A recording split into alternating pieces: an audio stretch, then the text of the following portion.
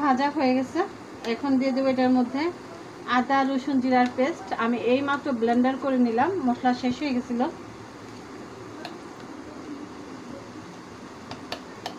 এই চামচে 3 চামচ দেওয়া হয়েছে।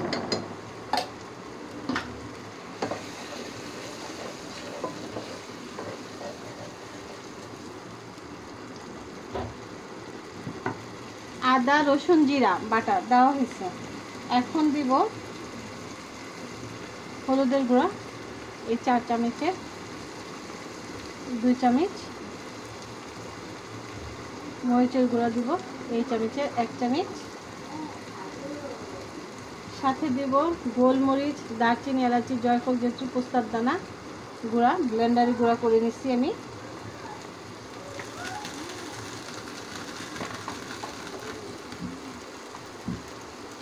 আর সাথে দিব 1 চামচ জিরা আর ধনিয়া, এটা ফাঁকি।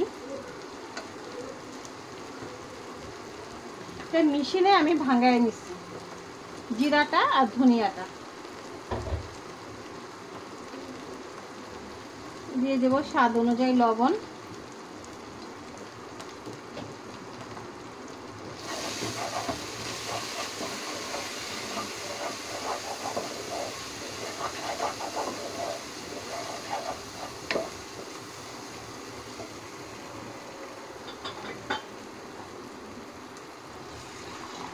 দিয়ে দেব একটু পানি। পানি দিয়ে ভালো করে কষায় নিব।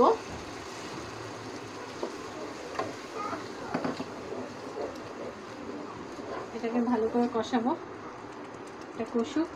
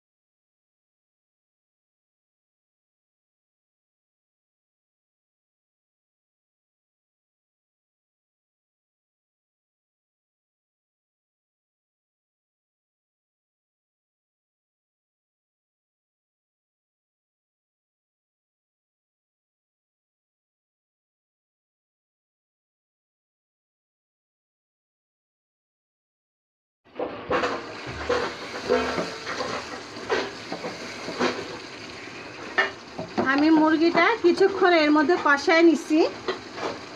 এখন এর মধ্যে আমি আলু দিয়ে দিব। এই যে ছোট ছোট করে আলু কেটে ধুয়ে নিচ্ছি, এটা এখন মুরগির সাথে দিয়ে দিব। অল্প কিছুক্ষণ কষায় নিচ্ছি। কষানোর পরে মনে হলো আলুটাও দিয়ে দিই। আলু আর গোশ একসঙ্গে ভালো করে কষাবো। সত্যি কথা বলতে কি, যে কোনো জিনিস রান্নার আগে, বিশেষ করে গোশ রান্নার আগে ফ্রেশ টাটকা মশলাটা চেষ্টা করবেন ব্লেন্ডার করে অথবা পাটায় বেটে রান্না করলে ওই তরকারিটা স্বাদ হয়। দেখেন খুব সুন্দর একটা কালার আসছে। এখনই খেতেও ভালো লাগে।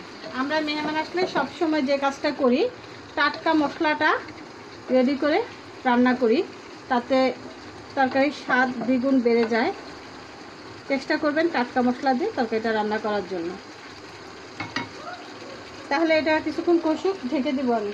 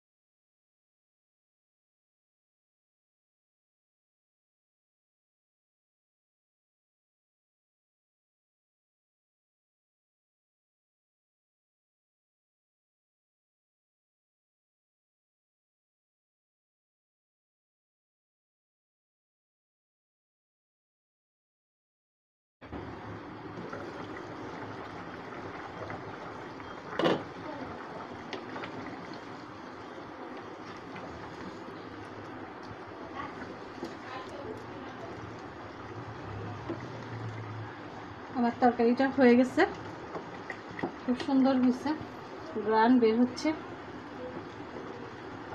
একদম টাটকা মশলা দিয়ে আমি যেভাবে রান্না করলাম ঠিক সেভাবে রান্না করে খেয়ে দেখবেন।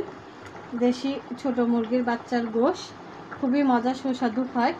আমি যেভাবে রান্না করলাম এইভাবে রান্না করে খেয়ে দেখবেন। সুন্দর হয়ে গেছে, আলুও সেদ্ধ হয়ে গেছে।